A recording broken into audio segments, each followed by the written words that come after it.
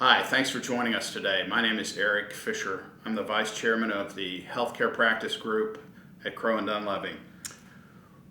This is the 26th year that I've participated in our health law seminar, and we've done it for 31 years running. Unfortunately, because of the pandemic, we can't do it live this year and really miss seeing everybody. However, the show must go on. Today, we're going to try to replicate what we've done at the lunches during our healthcare seminars. Typically, we put on a theatrical performance of a day in the life of a healthcare CEO. I'm going to play that role today, and I'm going to present to you a seminar based on advice that I received from my colleagues. I play the role of Jackson Doolittle, the CEO of an Oklahoma public trust hospital. Unlike most of the CEOs at the hospitals we represent, I'm not a very sophisticated CEO, and I rely heavily upon my division directors, who today will be played by my law partners. And for each of these direct reports, I'm going to interact with them and discuss a topic that's pertinent to everybody in the industry right now relative to each of those individuals' legal specialty. So, without further ado, we present to you a day in the life of a CEO virtual version. Thanks.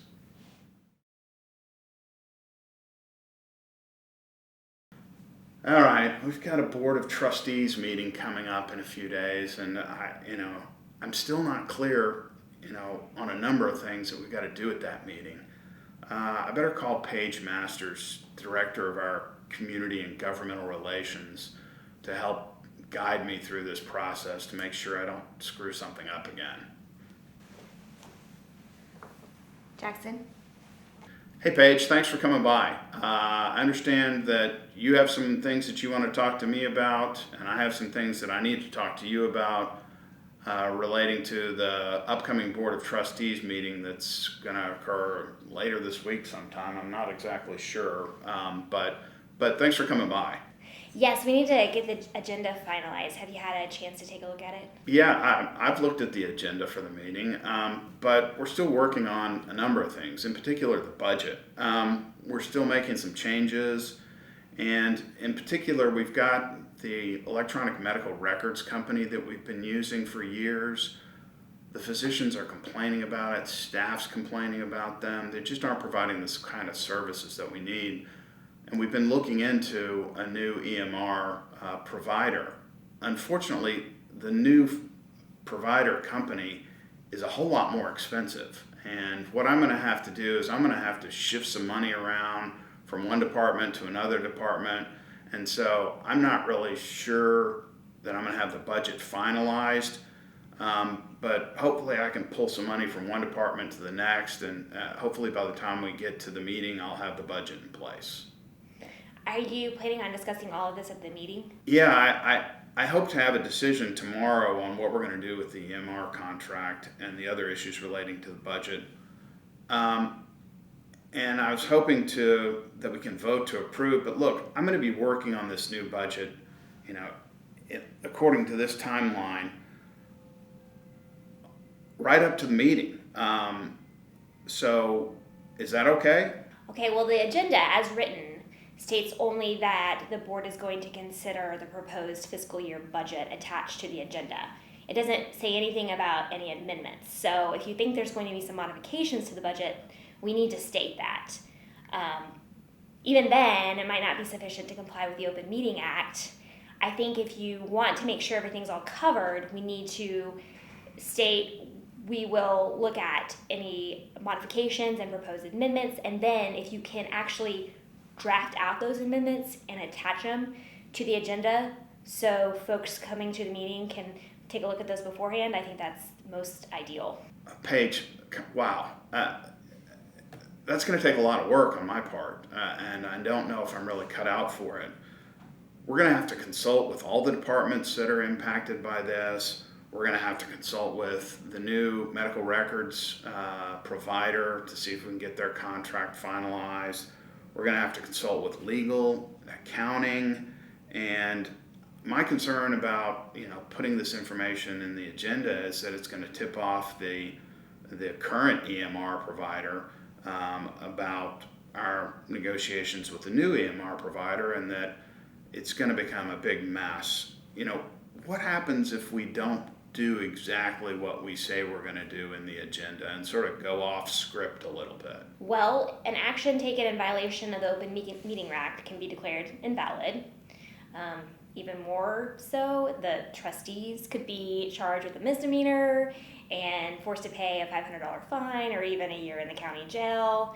And there's a private right of action, so a citizen could file a lawsuit, and if the citizens prevail, we would end up having to pay their fees.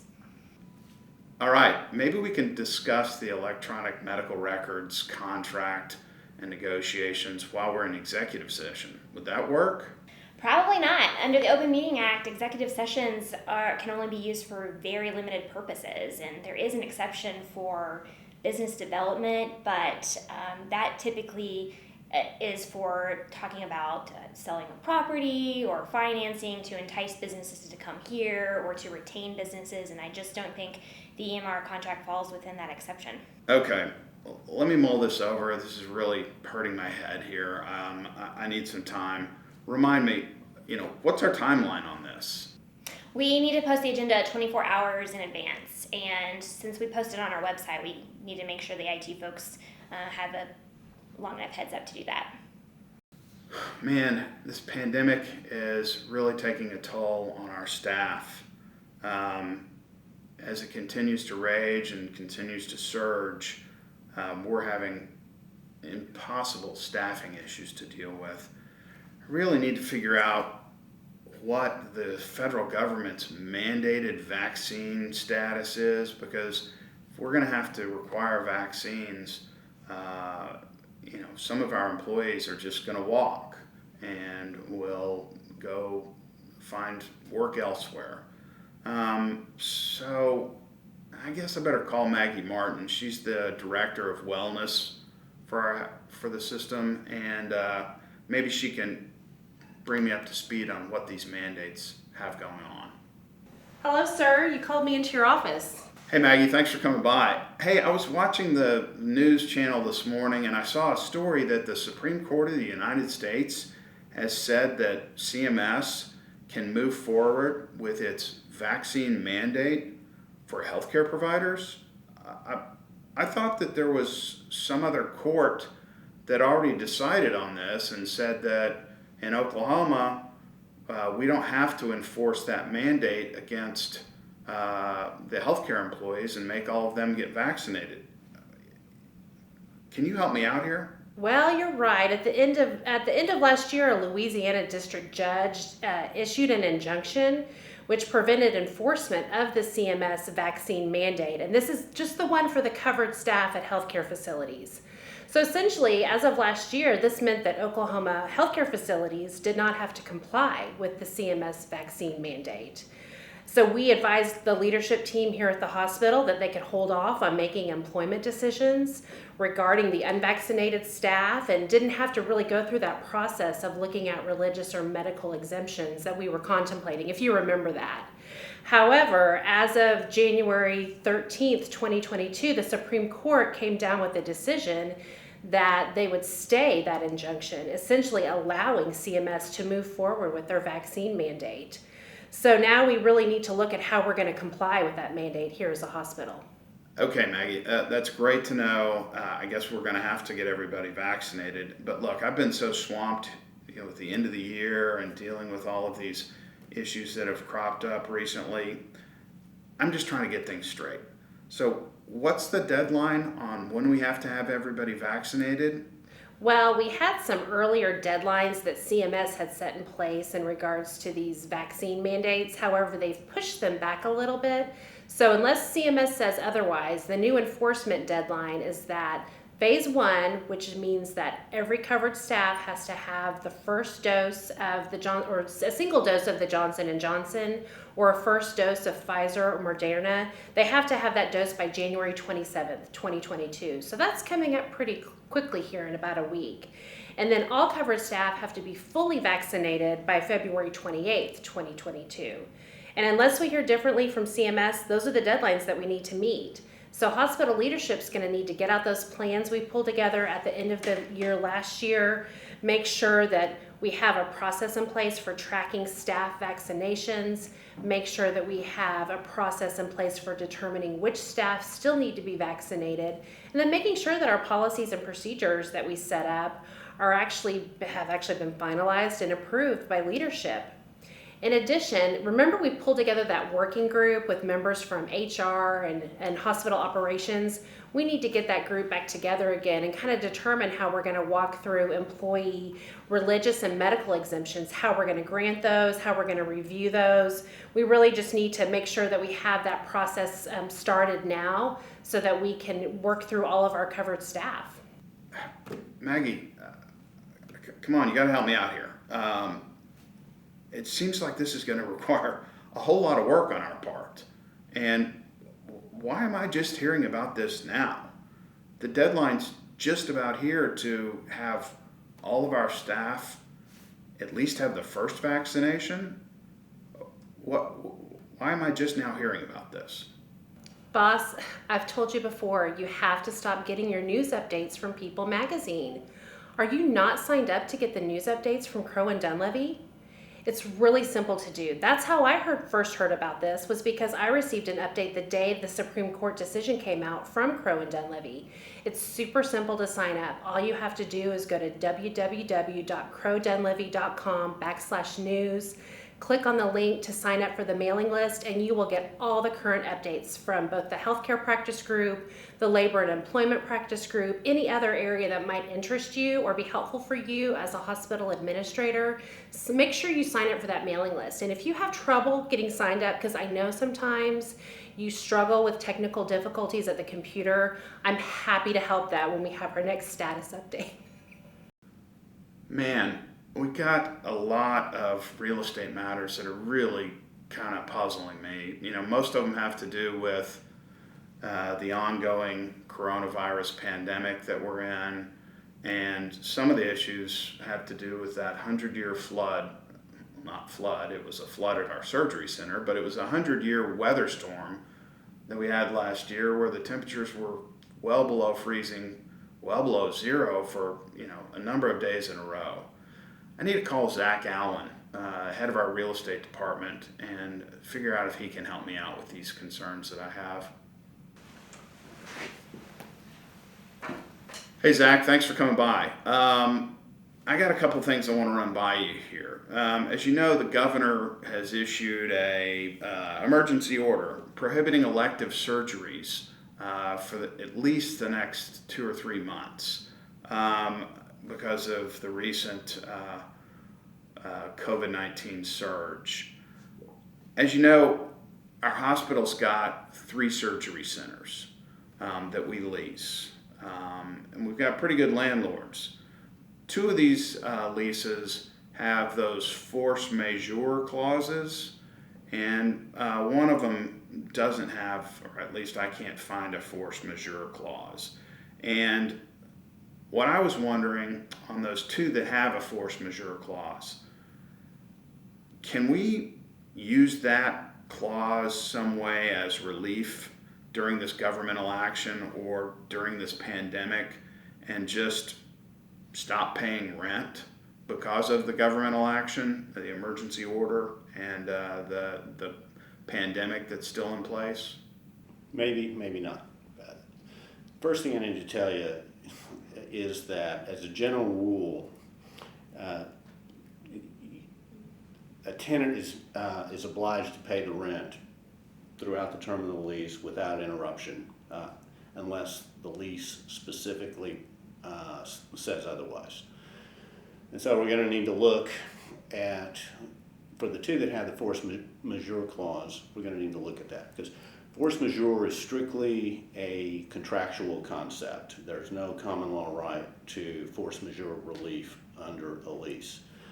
And to the extent we've got 2 leases with force majeure clauses, whether or not this particular event entitles you to rent relief is going to depend on the language in the force majeure clause. And now you should know that from a landlord's perspective, landlords typically try to exempt rent obligations from the application of force majeure clauses, but that's not uniformly the case. And in the wake of our recent COVID experiences,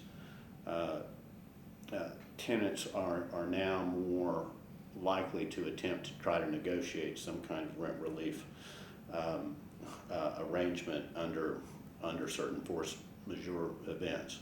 But the lease that has no force majeure clause, I don't think you're going to get any relief unless there's another provision in the lease that you think you can maybe hang your hat on, which is probably unlikely.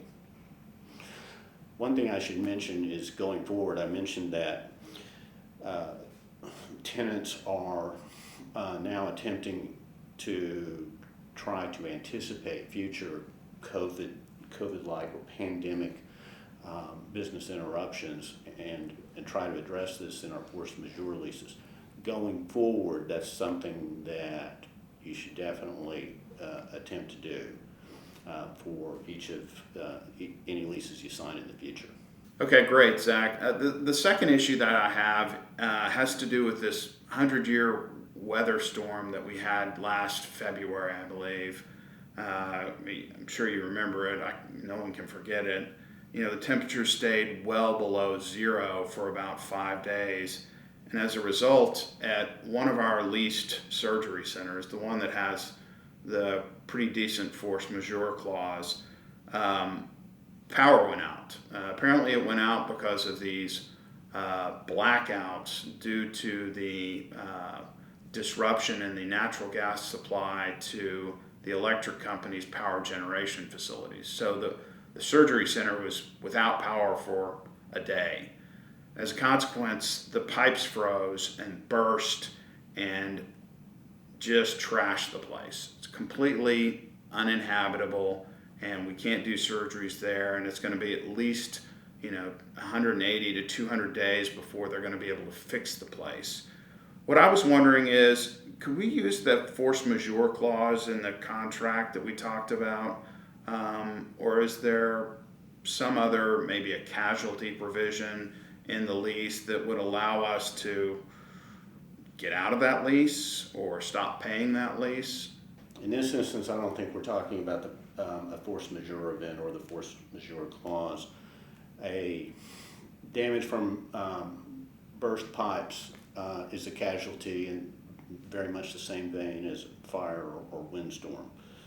So a couple of things.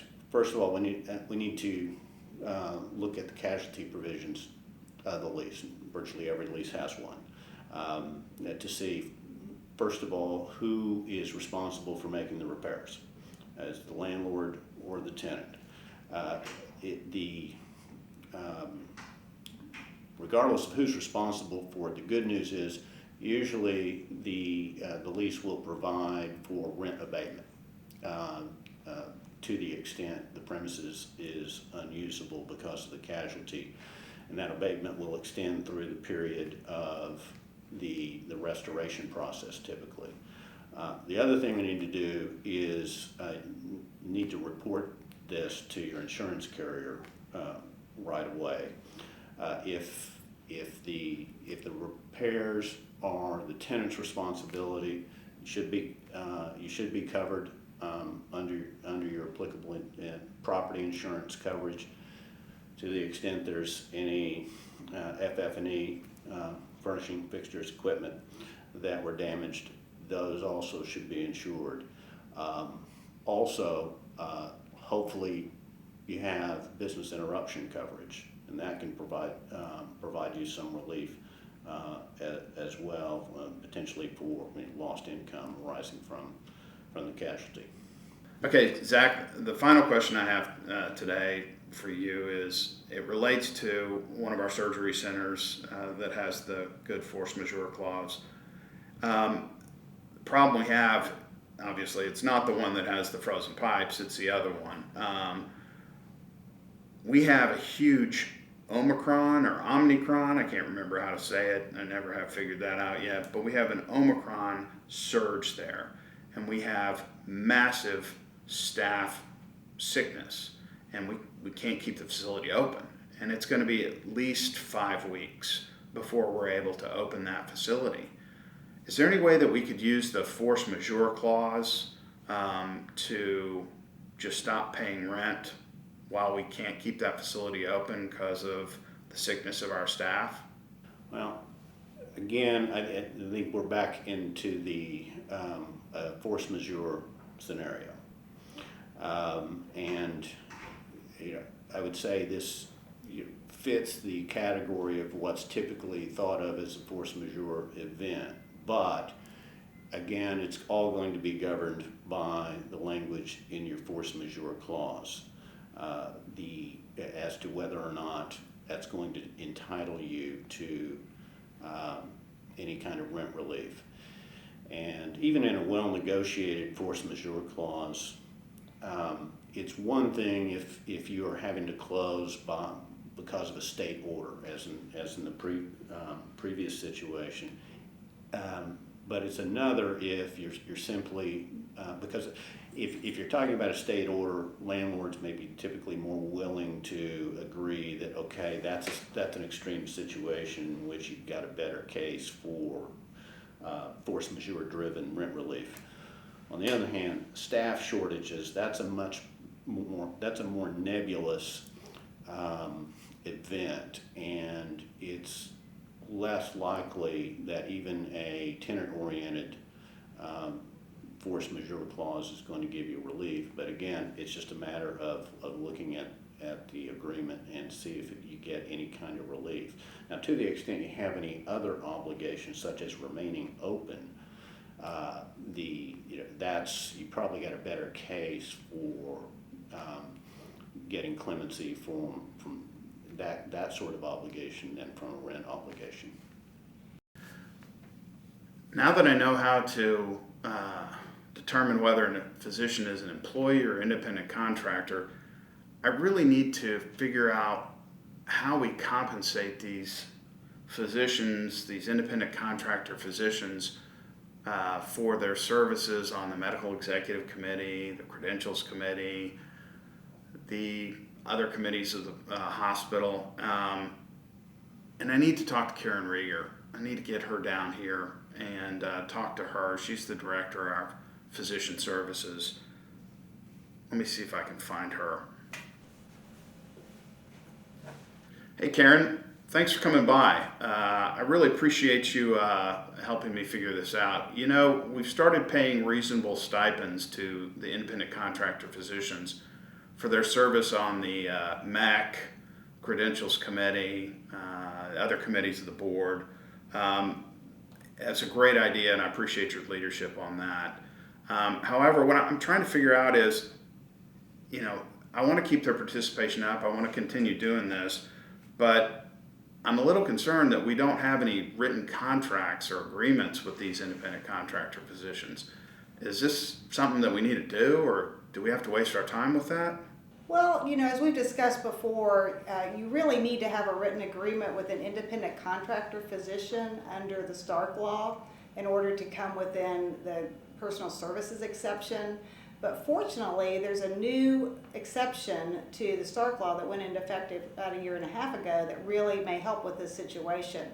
The new exception allows you to pay an independent physician up to $5,000 a year without a written contract, as long as it meets all of the other requirements of the personal services exception, things like fair market value compensation, no payment in exchange for a referral, that type of thing. The hospital can look to MGMA or other salary surveys to determine what's fair market value for these particular services. There's also a new definition for commercial reasonableness under the Stark Law that I think this arrangement will fit into.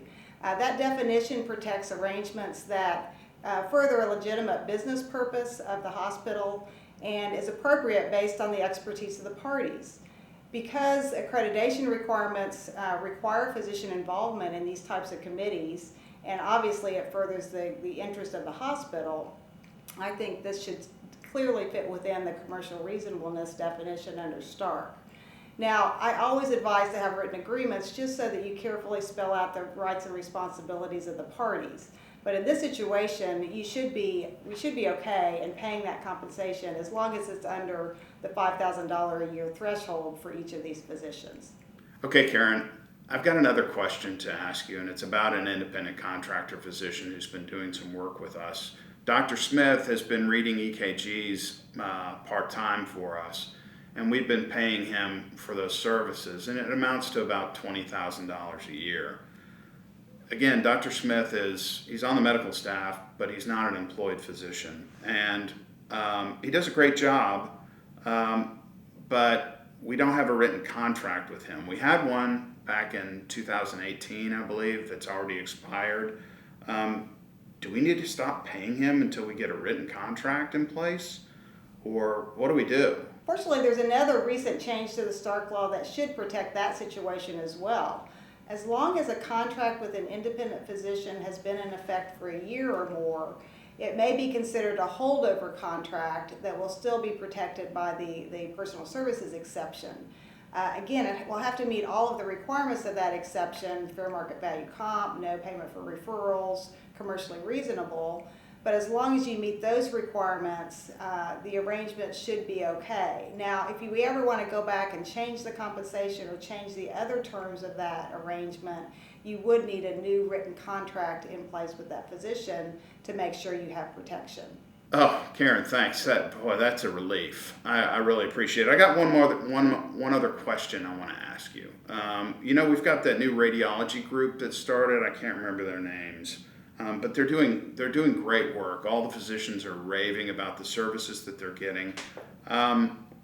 We've kind of negotiated the key terms of their arrangement, but we haven't yet reduced it to writing, and we don't have an agreement with them in writing. And I didn't know, is this something we have to do? And what's kind of the timeline for getting a written agreement done? Because I assume we're going to have to do one. So this is another area where a recent Stark Law change should really help us out. Under the Stark Law, you now have 90 days to get a written agreement, a written signed agreement in place with independent physicians in a situation like this. Particularly since you've negotiated the main terms of that agreement, we just need to make sure that written agreement is in place and all the physicians have signed that agreement within 90 days of the start date of the arrangement. If we don't get it in place by then, the hospital's not going to be able to bill for any services during that 90-day period. So it's really important that we meet that guideline as well. I'm glad to know that the key terms have been negotiated prior to the start date. Again, it's always best to have a written agreement in place before these arrangements start, but as long as we knew what those basic terms were going to be, I think the hospital should be protected here as long as we get the contract in place. Gosh, I've got to figure out what to do about this nursing shortages that we're having. I need to get a hold of Mary Snyder. Oh, great. Unfortunately, she's at home waiting on her PCR results to come in. So best thing I can do is see if I can ring her up on my Zoom. Hopefully I can figure this out and can get her online and see if she can help out. Hey Jackson, thanks for Zooming with me today. I'm sorry I couldn't be there in person. Hey, I'm going to need your help on some immigration and wage and hour items. Just recently learned that our hospital can stop using staffing agencies and these traveling nurses, and we can fill our RN needs and save a ton of money if we just hire these nurses directly from overseas. Lots of hospitals are doing this, and I have the name of a couple recruiting companies who are going to work with us on the recruiting part. I need you to take care of the immigration part though and make sure that we have at least 50 nurses here in 8 weeks. Otherwise, we're going to have to start shutting down parts of the hospital. Can you help me out with this immigration part? Well, Jackson, that's great. I think that, looking to hire folks directly from overseas is a great idea. It is a way to save money, um, especially compared to paying traveling nurses or paying an agency. Do you know where these recruiting companies intend to recruit the nurses from? Do either of them happen to recruit in Canada or Mexico? No, no, not Canada or Mexico. I think they said that their main recruiting is in South America, the Philippines, and I think Southeast Asia. Okay, well, unfortunately, they're not recruiting from Canada or Mexico. That would have been great because one of the fastest ways to get nurses here is through a TN visa, but that's only available to nurses from Canada or Mexico. So another option would be an H-1B lottery spot. But in order to bring in a nurse as an H-1B, it has to be an RN. And in addition, they have to win a spot in the lottery that's held in March, and then they can't even start until October. So that doesn't seem like that's going to be an option here either. So I think our only option is going to be to go with doing an EB3 to try to bring them here directly through permanent residency. So that will be a good way to go, but there are a number of steps that we have to go through that will probably impact that timeline of 8 weeks and also will impact the wage that we have to pay them. I'm thinking probably the soonest we'd be able to have them here is closer to a year than 8 weeks. What? How in the world could it possibly take a year? I don't have a year. Our hospital doesn't have a year. Surely I can pay some fee or get the government to work a little bit faster. Well, unfortunately, no. So in this context, in order to bring folks here through the permanent residency process, we have to first file a prevailing wage request with the Department of Labor. And the Department of Labor is really backed up on those right now. So it may just take 9 to 10 months to get that back. Unfortunately, there's no way to fast track the DOL process. We can't pay extra for that. So even though in this context, we get to skip doing a full labor certification, which will definitely save us time compared to, if we were trying to hire other types of professionals into the hospital directly, that prevailing wage portion is just going to cause some delay right now. Mary, that's awful. And what does the prevailing wage determination mean? That's above my head. Surely the government isn't going to tell me how much I need to pay these foreign workers? Well, that's actually exactly what it means, Jackson. I'm sorry to tell you. So when you hire a foreign national and you're doing it through the permanent residency program, you have to submit this request for a prevailing wage, and the Department of Labor sends you back a determination, and it tells you what they think is the wage that needs to be paid in your area. Currently, for the Oklahoma City metro area, the wage that has to be paid for RNs is between $25.62 an hour for an entry level RN who has no special skills, and $36.59 an hour for an RN who is like at the highest level of experience and special skills. And those are updated every year in July, so that could go up once we get to July. Mary, that's just awful news. You keep giving me awful news. Let me ask you this. If I can find some money to use for bonuses or shift differentials to incentivize our current nurses to stay, I can pay that out without having any worries, right? Or is the government going to tell me I can't do that either? Well, on that one, yes, you can do that. If you can find the money to do it, you can do it. You can pay the bonuses, no problem. Just remember that you need to account for the overtime that has to get paid out on the bonuses that you pay. Mary, come on, you're really starting to give me a headache, even on this Zoom. What are you talking about?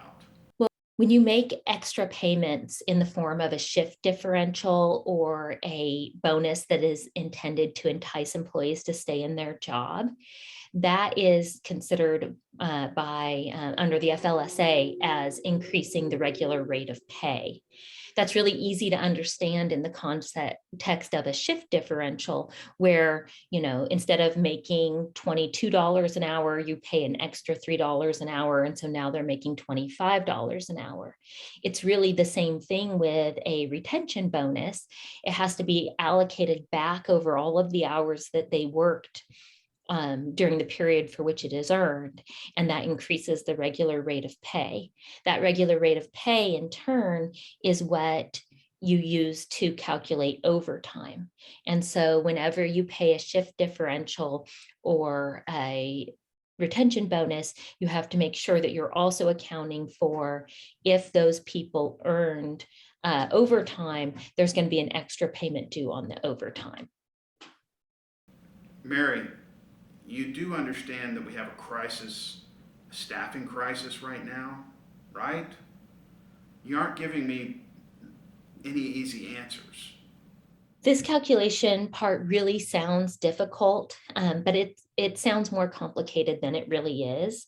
When you have some time, if you can get me the rates of pay and the typical weekly hours worked for the nurses to whom you want to pay the retention bonus, I can give you an estimate of the amount of additional overtime that would be due. From there, you can then adjust what you are planning to pay as an incentive bonus to account for the overtime you're going to have to pay on it. Hey, Libby, how are you? Hey, I got a call from Dr. Smith and Dr. Davis last week about one of our physicians. Dr. Jones, it's pretty well known that Jonesy, as his friends call him, hangs out at O'Hallahan's pub every night after work. And most any times you can find him there, and rumor is he takes an Uber home every single night. And, recently he's been coming in, sometimes late, but really disheveled and kind of looks hungover, and Dr. Smith and Dr. Davis are really kind of concerned. They don't want to get Jonesy in trouble, but they're really concerned because, what happens if Jonesy is here and he's had a really rough night and he injures one of his patients? Do Dr. Smith, Dr. Davis have an obligation to report what they're seeing going on with Jonesy? Well, they absolutely do have a duty to report. The board's laws and rules provide that if a physician is aware of a mental or physical health issue of another provider, they have an absolute duty to report that provider to the medical board. So basically, those doctors who came to you with their concerns, they have to report or their license could be at issue. Now, Libby, I'm sure that, Dr. Smith and Dr. Davis, they don't want Jonesy knowing that they've reported him, because there will be retaliation on his part. And so, is there any way that we can, or they can, report this on a confidential basis so Jonesy doesn't find out what's going on? Yes, Jackson, the board's laws and rules provide that a complainant may keep their complaint confidential. They will have to identify themselves to the board investigator, but that's really all that they have to do. That way they can freely give their complaint and help that doctor get the help they may need, and then keep the patient safe also. So yes, they can keep everything confidential. Man, oh man, what a day. What is it about these physicians? God. Some of them want to be employees and some want to be independent contractors. I just don't get it. I've mentioned this to Garrett Leisman, the head of our tax services department. Hopefully he can get things figured out and tell me what I'm supposed to know. Hey Garrett, thanks for coming by today. And thanks for helping me out with this. You know, I asked you to look into some information about these physicians some of whom are wanting to be treated as independent contractors, and some of them just want to remain as employees. There's a lot of this going around, and, you know, I'm not sure why they want to be treated as an employee versus an independent contractor or vice versa. And I hope that you can help me out here and you can bring me up to speed. Yeah, of course, Jackson. Let me run you through what I found. When businesses hire people to work for them, these people are both for the IRS and Department of Labor purposes, either employees or independent contractors. Of course, some workers are easy to classify. You have like your full-time maintenance worker who works only at your facility, is there 50 weeks a year, 40 hours per week. That's your classic employee. When you open the phone book, or however you find service providers these days, and call an air conditioning repair company to come in because your AC is on the fritz, those people are going to be independent contractors. Others aren't so easy to classify, such as, in this case, doctors who work at your clinic and another clinic, splitting their time between the two. Are the two clinics each employing the doctor on a part-time basis? Or does the doctor operate an independent business which enters into a contract with each clinic to provide services? Also, there are other inconsistencies that can arise. Sometimes both the worker and the business want the workers to be classified the same way, makes it easy. Other times, businesses and workers would prefer contrary classifications. And then other times, sometimes regardless of what the workers or businesses want, the law is going to require workers to be classified a certain way. And to add some more complication in, the IRS and Department of Labor rules are not exactly the same. So it's possible for workers to be classified one way for tax purposes and another way for labor law purposes. Man, Garrett, why does this have to be so hard? Why can't it just be easy? You know, it's not very straightforward at all. Why does it matter whether we treat them as an independent contractor or as an employee? You know, what's the difference? Sure, let me run through the implications of different tax and labor implications that hinge on that classification. First, we'll look at some tax implications if the worker is an employee. If the worker is an employee, the employer must withhold income tax and match employer tax, which is employment tax, which is 7.65% to the employee and 7.65% paid by the employer. The IRS likes tax withholding because their rules typically have employers withhold too much tax, so there's a refund, rather than try to collect tax from people at the end who might have already spent it and then struggle to pay it back. Also, employees cannot deduct work-related expenses. If the worker is an independent contractor, the worker has to pay the full amount of employment taxes, which comes up to 15.3%. They're expected to make quarterly payments, but it's not mechanically enforced like W-2 withholding. And also they can deduct all ordinary and necessary business expenses for their business. On the other hand, labor law, if the worker is an employee, employees must be paid at least the minimum wage, and they're entitled to certain benefits, overtime, health insurance, stock options, other perks. There are certain non-discrimination rules where if you provide some benefits to one group of employees, you must provide them to all groups of employees. On the other hand, labor law implications, if a worker is an independent contractor, they cannot legally demand benefits or workplace protections because they're considered a separate business that your entity contracted with. They also don't have any claims against the business for anything other than the agreed pay for the services they provided. Garrett, thanks. This is really great information. It's really going to help me out and help guide me in doing what I'm supposed to do. You've obviously had to dig really deep and come up with a lot of detail on this employee independent contractor dichotomy. But I guess the real question comes down to, how do we determine if an individual physician is an employed physician or an independent contractor?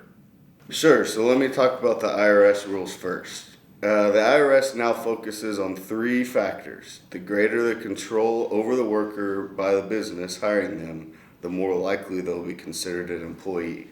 First is behavior. Does the company or the worker control how the worker does his job?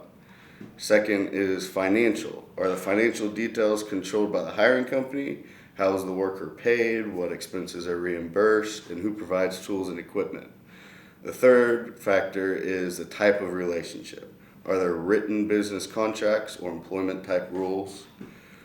On the other hand, we have the Department of Labor rules. During 2020, the Trump administration proposed new regulations that were scheduled to go into effect in March 2021. These rules were suspended by the Biden administration under the belief that they tended to steer more workers toward independent contractors than employees. And they thought that this would result in fewer workers receiving benefits and workplace protections. With the cancellation of the new rules, we're back to the long-standing rules from 2008. In making the determination between independent contractor and employee, actual practices by the parties are entitled to much greater weight than any written contracts that might try to frame the relationship. There are various factors that are to be considered in determining whether a worker is employee or independent contractor. I'll kind of name the main ones that are considered.